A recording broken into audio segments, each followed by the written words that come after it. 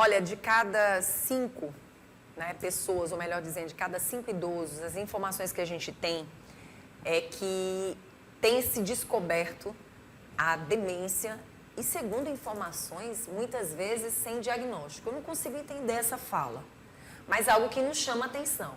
E a gente precisa entender, as pessoas realmente estão passando por esta situação ou elas estão supondo que as pessoas estão dementes? A gente tem que ter muito cuidado com este diagnóstico e com essas informações que muitas vezes, por falta de uma informação mais clara de um profissional, às vezes você ouve os tais médicos sem especialidade, sem formação, que a gente está tendo aí nas redes sociais, que são influenciadores, que muitas vezes, querendo seguidores, acabam levando informações que a gente tem que ter cuidado. E nós temos que ter cuidado, e eu como comunicadora tenho que ter o dever de lhe dizer, tem muita informação? Pois começa a peneirar essas informações, para de fazer consultas na IA ou até mesmo no Google e vai num profissional de verdade. Porque eu tenho certeza absoluta que se você não procurar um profissional, o diagnóstico pode ser errado. E aí a gente tem que ter muito cuidado. Por isso que a gente trouxe hoje um geriatra, para primeiro a gente entender. Demência, bom dia. Bom dia. Demência e mal de Alzheimer, eles caminham juntos? É a mesma coisa? Essa é uma excelente pergunta, isso a gente escuta todos os dias no consultório. E não é a mesma coisa. A demência ela entra como um espectro maior, um guarda-chuva, um grande guarda-chuva, e o Alzheimer seria um dos tipos de demências. Quando a gente fala em demências, nós temos alguns tipos bem característicos. A doença de Alzheimer, ela é sim a doença mais prevalente, por isso as pessoas confundem os dois termos, como se fossem simultâneos. Mas cerca de 70% ou 60% dos casos de demência são Alzheimer. Ou seja, 30% a 40% não são Alzheimer. Então, isso é importante a gente ressaltar. Doutor, mas 30% e 40% é muito. Exatamente. Nossa, fica à vontade.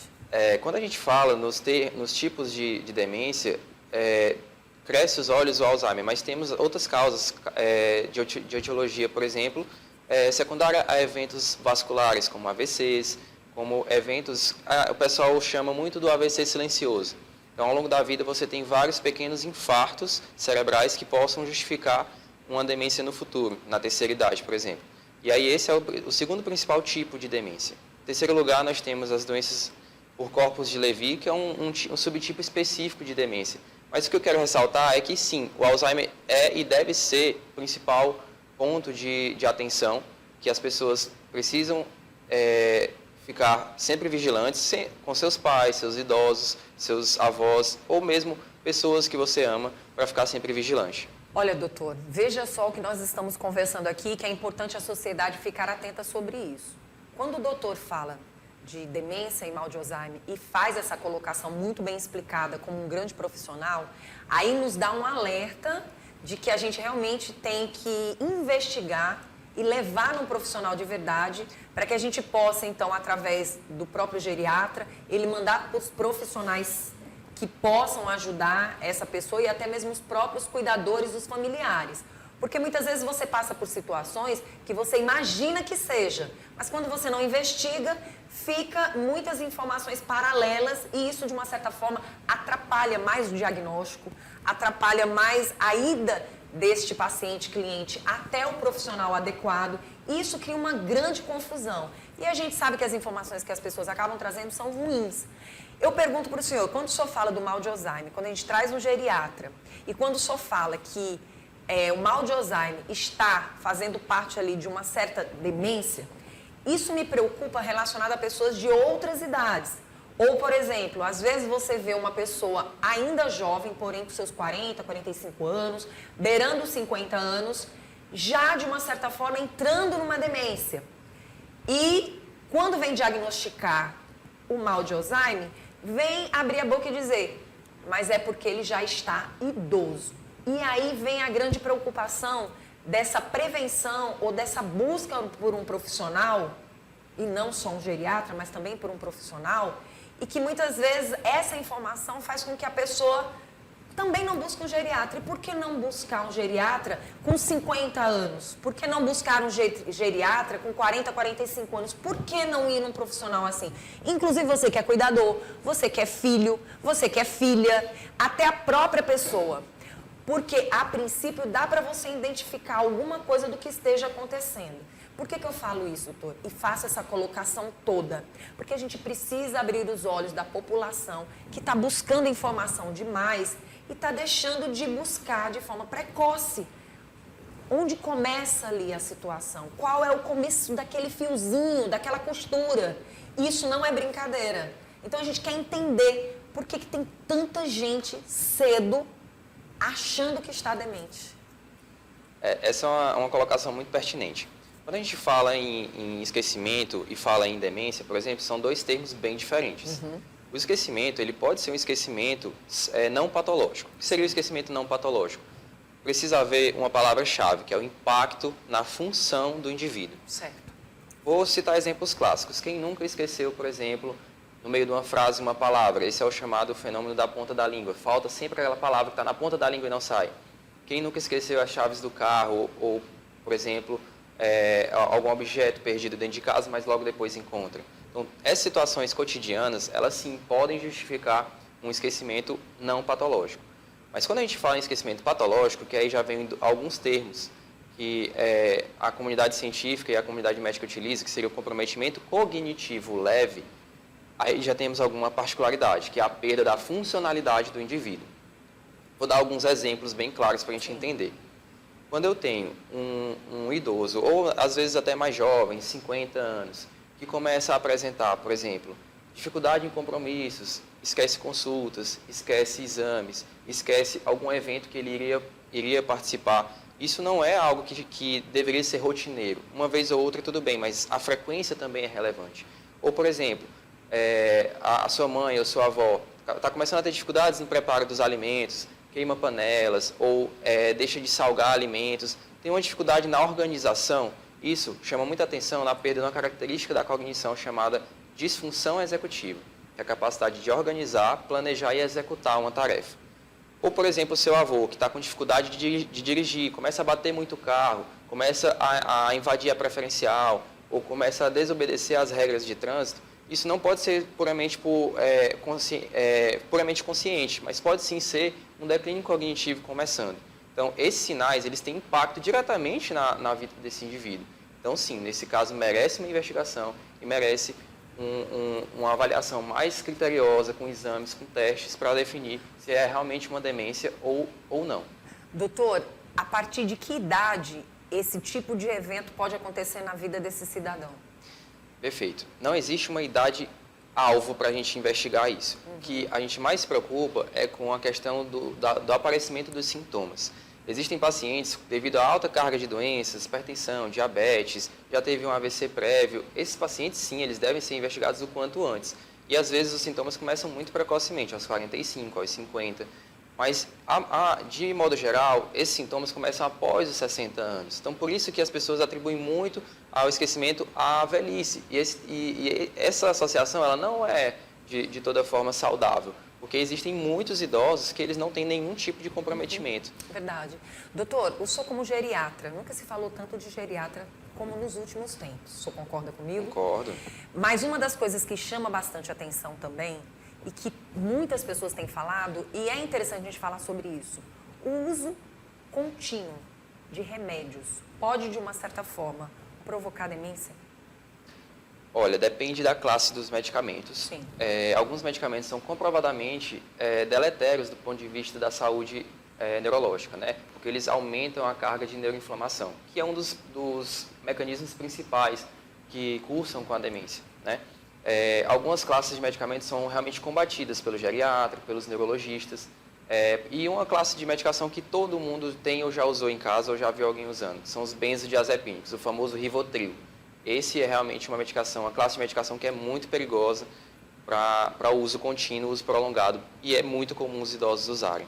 Quando esses idosos deixam de usar, de uma certa forma, e têm usado durante muitos anos, digamos que mais de 10 anos, 15 anos, e não teve o desmame, porque muitos gostam, é vicioso, provavelmente, né? Sim. Se não tiver ali um médico acompanhando, digamos que ele pare de utilizar, tem como reverter essa situação? Alguns déficits ao longo prazo, como 20 anos de uso, 30 anos de uso, eles podem já ser bem estabelecidos, então a gente não consegue reverter. Mas a boa notícia é que sim, em muitos casos é reversível quando a gente consegue retirar a medicação. Mas essa medicação nós não aconselhamos retirar de maneira sem supervisão médica, porque é uma classe de medicamento que ela gera uma dependência, assim como até drogas ilícitas. Então, a retirada desse medicamento, ela precisa ser acompanhada de perto. Não pode ser brusca, né? Não pode ser brusca Tem que ser um porque tem desmame, recaídas, verdade. tem crises de abstinência, então precisa ser muito bem acompanhado. Ok. Doutor, vamos chamar a atenção para medicamentos, mas no sentido daqueles paliativos do dia a dia. O que a gente tem observado também? Por exemplo, as informações que a gente tem é que quem vive de enxaqueca, quem vive com algumas doenças crônicas, principalmente doenças que provocam de uma certa forma enxaqueca, dor de cabeça, que a pessoa tem aquelas dores constantes, sinusite, as rinites da vida. Existem pessoas que partem para os paliativos. E aí eu pergunto para o doutor, quando esse remédio é passado pelo profissional, com acompanhamento do profissional, obviamente ele está observando e ele sabe quanto tempo aquele paciente, cliente, vai utilizar aqueles medicamentos. Mas quando é aquela pessoa que, por conta própria, usa os medicamentos praticamente uma vida toda. Ah, não, eu vou tomar aqui um remedinho, um paliativo, que ele melhora a minha dor de cabeça, ele melhora a minha enxaqueca, mas também tem uso constante, por conta própria. Sim. Esses remédios podem ser perigosos também dessa forma? Olha, tudo parte do princípio de qual é a classe, o mecanismo de atuação, né, a forma de atuação desse medicamento. Dizer assim, de modo geral, que isso pode sim ser um fator de risco para a demência, a gente não consegue estabelecer. Sim. Cada caso deve ser bem individualizado. Mas, de modo geral, as medicações usadas como paliativos, que você colocou esse termo, seria mais como analgésicos, né, Sim. profiláticos. De maneira geral, os mais comuns, eles são bem seguros do ponto de vista da neuroproteção. Então, sim, eles podem ser utilizados, mas é necessário, sim, a avaliação médica. Não dá para eu generalizar e dizer que tudo é seguro. Cada caso é uma história. Cada caso né, é uma doutor? história. Quais são os fatores que, de uma certa forma, pode aumentar esse risco de demência nas pessoas? Olha, essa pergunta eu vou utilizar não só a minha opinião pessoal, Sim. mas sim o Lancet Commission, que é um comitê de especialistas em demências do mundo inteiro. O último foi publicado em 2024, que trazem 14 fatores de riscos modificáveis para demências. Existem fatores de risco não modificáveis, por exemplo, idade avançada, isso eu não consigo intervir. Idade avançada é um fator de risco para a demência, isso é inevitável. Alguns fatores genéticos, como o gene da ApoE, também é muito prevalente no Alzheimer. Mas a grande maioria dos fatores de risco são modificáveis, e isso é uma boa notícia. O Lancet Commission traz 14 fatores. Desses 14, juntando todos eles, nós temos uma prevenção de até 45% dos casos de demência. Então, quando você fala de 4 a cada 10 idosos têm demência, a gente poderia diminuir esse número significativamente somente com os fatores de risco. Quais seriam esses fatores de risco, né? Pressão alta, diabetes, colesterol elevado. Em 2024 entrou o colesterol como fator de risco. Tabagismo, obesidade, baixa atividade física, que seria o sedentarismo. Problemas sensoriais, como déficit auditivo, esse é um dos campeões de déficit de memória, né? Muitas causas de demência são associadas, são atribuídas à perda auditiva, e isso é muito comum na terceira idade. Perda visual, então assim, existem 14 critérios que podem ser modificáveis ou pelo menos atenuados se utilizados de maneira preventiva. Muito bom o senhor falar sobre isso, porque aí a gente chama atenção também para o outro lado da demência. Na mente das pessoas é só esquecimento, mas a gente não pode falar só sobre isso. Quais são outros sintomas, além do que o doutor já trouxe de riscos, mas que pode chamar a atenção e que as pessoas que estão ao redor, os próprios cuidadores, as pessoas que ali acompanham, podem perceber? Mudança de comportamentos, atitudes, agressividade, porque a gente só olha o lado do esquecimento e esquece outros comportamentos que a pessoa não tinha. Isso pode acontecer? Perfeitamente, Vanus. Isso pode acontecer, isso acontece de fato. Quando a gente fala em cognição, a gente não fala só em memória, a gente não fala só em esquecimento. Nós temos 6 domínios bem estabelecidos quando se fala de cognição. O primeiro deles é memória. É muito comum, as pessoas já têm no senso comum a questão da demência como perda de memória. Mas temos também o déficit de atenção, e isso também é confundido muitas vezes com memória. O déficit é associado a, como eu já citei anteriormente, a disfunção executiva, que é a capacidade de organizar, planejar e executar alguma tarefa mais complexa. A habilidade visoespacial, que é a capacidade de você reconhecer o tempo e o espaço. E isso, sem dúvidas, é muito prevalente. Existem famílias que chegam ao consultório: doutor, o papai não conhece mais que dia é hoje, não sabe mais que ano estamos, não reconhece mais a sua própria casa. Então, isso é muito, mas muito prevalente. Outro pilar, outro domínio que a gente fala na cognição quando a gente fala da linguagem. É muito comum alguns quadros de Alzheimer, inclusive, abrir não perda de memória, mas sim com alteração de linguagem. Uma dificuldade de nomear certo objeto, você olhar uma caneta e não saber que aquilo é uma caneta. Uma dificuldade, uma troca de fonemas ou de palavras, na articulação das palavras. Então, assim, são casos que são realmente chamam muito a atenção, são sinais de alerta para que você procure um profissional. E, por fim, o sexto pilar seria a cognição social. Quando aquele indivíduo ele tem dificuldade de se comportar ou de se portar em público, isso também chama a atenção.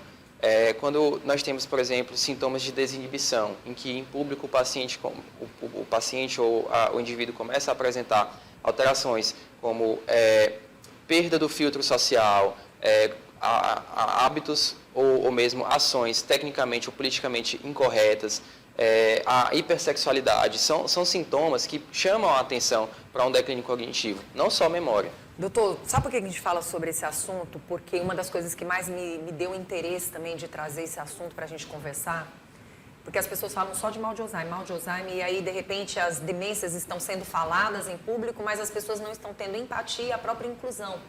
Então, assim, o que a gente percebe? Pessoas que, de repente, estão olhando para você e não estão te vendo. Isso pode acontecer. Por exemplo, da pessoa de repente conversar divinamente bem com você e por um instante ela está do seu lado e nem lhe cumprimentar. E hoje a gente percebe que o ser humano está muito sem esse lado humano, sem esse lado realmente da empatia. Às vezes olha, a pessoa está esquisita, está com um comportamento diferente, mas não tem essa sensibilidade de perceber, será que ali não tem algo errado? Será que ali não está precisando de um apoio, de uma ajuda? Será que esse comportamento realmente é normal? Principalmente quando a pessoa já está beirando ou já esteja na terceira idade. Isso é um olhar que está faltando na sociedade, né, doutor? Exatamente. Esse termo que você colocou, no termo técnico, se chama apatia. A apatia é um sintoma bem clássico do início ou até de uma demência já estabelecida. Quando o indivíduo ele perde a percepção, porque a empatia é diferente da apatia. A empatia é você se colocar no lugar do outro. A apatia é você não perceber as emoções ao seu redor. É você estar num velório e você começar a sorrir ou pelo menos não demonstrar nenhum sintoma de tristeza. É você estar no nascimento de uma criança e você não ficar feliz com aquilo, você não demonstrar sentimentos em relação àquilo. Então, isso pode ser sim um sinal de alarme para um declínio cognitivo ou mesmo já uma demência estabelecida. Pronto, doutor, como médico hoje eu passaria a manhã todinha, eu tenho várias perguntas para fazer, mas eu acho que todas estas foi bem esclarecedora. Queria que o doutor deixasse uma mensagem para o público, o senhor como geriatra, para abrir os olhos das pessoas, da própria sociedade, para observar mais, ter um olhar mais clínico para essas pessoas. Hoje nós temos uma boa parte de idosos morando sozinhos e muitas vezes o filho olha, percebe que aquela mãe, que aquele pai visualmente estão bem, mas às vezes a mente deles está precisando de um apoio, de uma ajuda. E aí eu queria muito que o doutor, com essa sensibilidade, pudesse mandar uma mensagem para quem está assistindo o nosso programa agora. Perfeito. Olha, gente, eu como geriatra, eu gostaria de deixar um recado. Vamos ter mais sensibilidade com os nossos idosos e mais olhar clínico. Por que eu falo isso? Hoje nós somos uma sociedade muito imediatista, que nós não passamos tempo de qualidade com os nossos idosos. E o que a gente observa isso na prática? Que os sinais e sintomas, eles são, infelizmente, negligenciados ou nem identificados. Para título de curiosidade, nós temos um atraso enorme no diagnóstico de demências, por exemplo. Isso é um dado não só brasileiro, mas mundial. Então, eu queria deixar esse recadinho para todos. Tenham mais tempo de qualidade com as pessoas que vocês amam. Não é porque a vida está muito acelerada que nós podemos ignorar esse fato. O último recado do dia. Quero que todos tenham muito zelo e cuidado com as pessoas que cuidaram de vocês e que amam vocês. Esse é o recado que eu tenho para deixar hoje. Doutor, eu quero agradecer pela sua presença. Se faltou ainda alguma informação, fique à vontade. E eu gostaria que o doutor deixasse o Instagram para quem está assistindo a gente lhe buscar. Então, meu Instagram profissional é Dr. Gabriel Freire, Dr. Gabriel Geriatra, e vocês podem acompanhar, tem muitos conteúdos interessantes lá.